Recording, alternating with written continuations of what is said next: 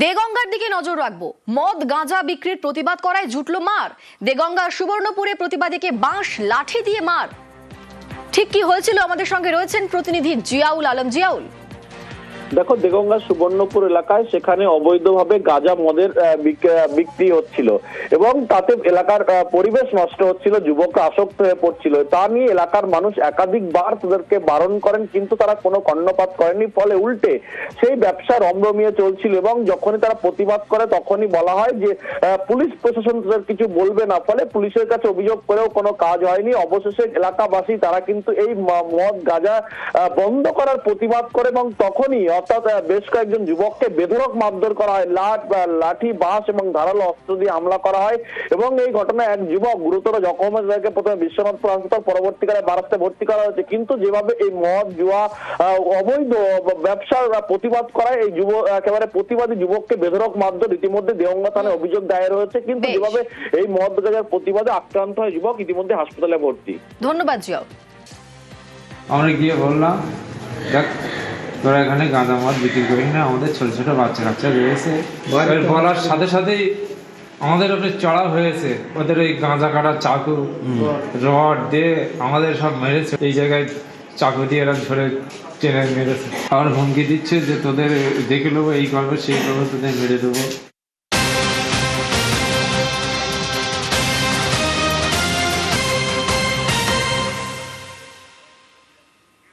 Park স্ট্রিটে ভেঙে পড়লো বাড়ির একাংশ, পুরনো বাড়ির একাংশ সেটি ভেঙে পড়েছে বলে খবর পাওয়া যাচ্ছে এবং একাংশ ভেঙে বিপত্তি। দোলের সকালে রাস্তা ফাঁকা থাকায় রক্ষা। আমাদের সঙ্গে সান্নিক রয়েছেন প্রতিনিধি। সান্নিক, কিভাবে ঘটলো এই ঘটনা? কিভাবে একাংশ বাড়ির একাংশ ভেঙে পড়লো? দেখো, যেটা জানতে পারা যাচ্ছে স্থানীয় সূত্রে, বাড়িটি বেশ পুরনো একটি বাড়ি এবং রক্ষণাবেক্ষণের অভাবই মূলত এই বাড়ির এই একাংশ ভেঙে পড়ার পেছনে মূল কারণ। আজ সকাল 6:30 নাগাদ কলকাতা পুরসভার 61 নম্বর ওয়ার্ড এবং থানা হিসেব করলে পার্ক স্ট্রিট থানা এলাকা, সেখানে এই পুরনো বাড়িটির একাংশ সেটি হঠাৎই জড়িয়ে ভেঙে পড়ে। যদিও যে অংশটি ভেঙে পড়েছে সেই অংশে কেউ বসবাস করতেন না, সেই কারণে কোনো হতাহতের ঘটনা কিন্তু ঘটেনি। তবে নিচে একটি বাইক রাখা থাকতো, বাইকটি সেই দেবদাসের তলায় চাপা পড়ে এবং যারা বাড়ির বাসিন্দা তাদের মধ্যে একটা আতঙ্ক ছড়িয়েছে গোটা ঘটনায়। ধন্যবাদ সান্নিক।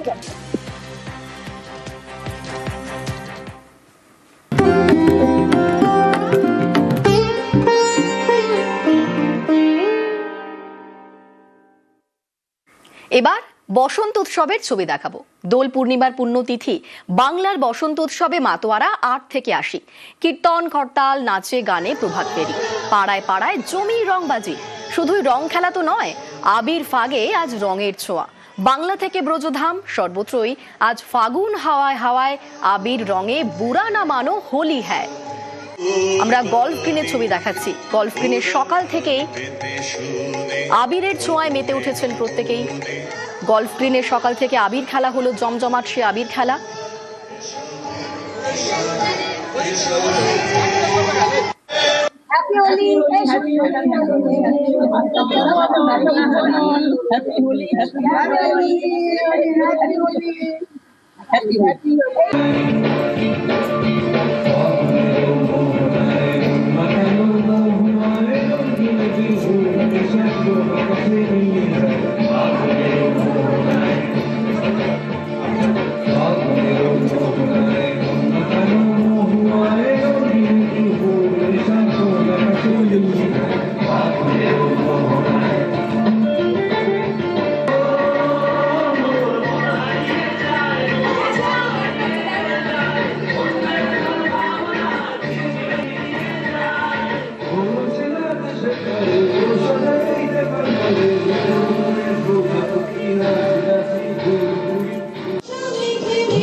আজ বুড়া না মানো হোলি হ্যায়।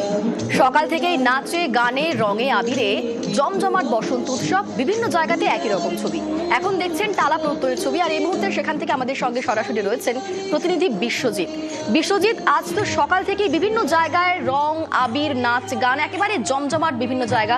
তুমি রয়েছো টালা প্রত্যয়ে, সকাল থেকে সেখানের ভাইব কিরকম? সেখানে এই মুহূর্তে কতটা রঙিন ছবি?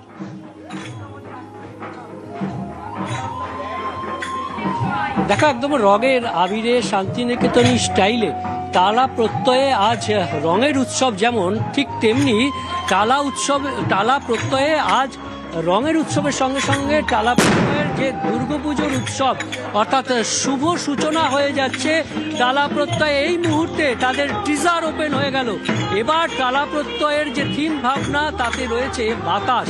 এই বাতাস কিসের ইঙ্গিত দিচ্ছে সে কথা তো আমরা জানবই, কিন্তু তার সঙ্গে সঙ্গে এই রঙের উৎসবের মধ্যে শান্তিনিকেতনী স্টাইলে যে গৃহবাসীদের দ্বার খোলার আহ্বান, সেই দ্বার খোলার আহ্বানের সঙ্গে সঙ্গেই শারদ উৎসবে এবার কি হবে সেই বিষয়টাই আমরা জেনে নেব। টালা প্রত্যয়ের কর্ণধার শুভ রয়েছেন আমাদের সঙ্গে। শুভ, টালা প্রত্যয়ে এবার বাতাস আমরা দেখতে পেলাম, ট্রিজার ওপেন হয়ে গেল। টালা প্রত্যয়ে শিল্পী ভবতোষ সুতার সঙ্গে রয়েছেন। টালা প্রত্যয়ে বাতাস এবার কিসের ইঙ্গিত দিচ্ছে? বাতাস কোন দিকে বইবে? এক অন্য মাত্রার বাতাস এবছর টালা প্রত্যয়ের দুর্গাপুজোয় আসছে এবং বাতাস তো খুব ইম্পর্টেন্ট এবং এই মুহূর্তে দাঁড়িয়ে পশ্চিমবঙ্গের বুকে এক অন্য বাতাসের প্রয়োজন। যে দমবন্ধ পরিস্থিতিতে আমরা বেশ কিছুদিন ধরে রয়েছি, এক বিশেষ প্রক্রিয়াকরণের মাধ্যমে এই প্রক্রিয়ার জন্য বাঙালি একটা অন্য বাতাস চাইছে এই উন্মুক্ত পরিবেশে, এবং আরেক বাতাস ভবতোষ সুতার তৈরি করবে এই বছরের আশ্বিনে। বছরের সব থেকে রঙিন দিনে, বছরের সব থেকে রঙিন উৎসবে এক অন্য বাতাস টালা প্রত্যয় দেখা যাবে। একেবারে বিশ্বজিৎ, আমরা দেখলাম শহরের ছবি, আর এবার দেখায় শান্তিনিকেতনের ছবি। শান্তিনিকেতনের ছবি না দেখলে কি দোল উৎসব সম্পূর্ণ হয়? কারণ দোল মানেই শান্তিনিকেতন, আর একেবারে জমজমাট হয়ে উঠেছে শান্তিনিকেতনের বিভিন্ন জায়গা। এবছর বিশ্বভারতীতে বসন্ত উৎসব হচ্ছে না, কিন্তু বাঙালির কাছে দোল মানেই শান্তিনিকেতন। সেখানে বিভিন্ন জায়গাতে পর্যটকদের ভিড় জমে উঠেছে। হোটেল, রিসর্ট, হোমস্টেতে একেবারে উপচে পড়া ভিড়। আমাদের সঙ্গে এই মুহূর্তে রয়েছেন সেখান থেকেই প্রতিনিধি ইন্দ্রজিৎ রুজ। ইন্দ্রজিৎ, দোল মানেই তো শান্তিনিকেতন, প্রচুর বাঙালির একমাত্র ডেস্টিনেশন শান্তিনিকেতন আজকের দিনে। আর সকাল থেকে কিরকম ছবি সেখানকার? জায়গা ছিল বসন্ত উৎসবের জন্য শান্তিনিকেতন, কিন্তু সেই শান্তিনিকেতন ইতিমধ্যেই কিন্তু তারা বসন্ত উৎসব গত কয়েক বছর ধরে করেনি।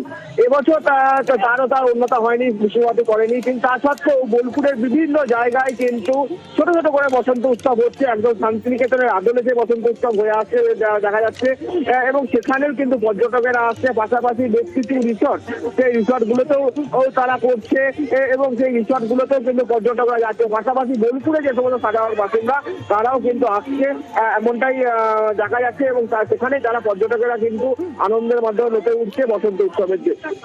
বেশ, সত্য এবং সুন্দর যার চিরকাল করেছে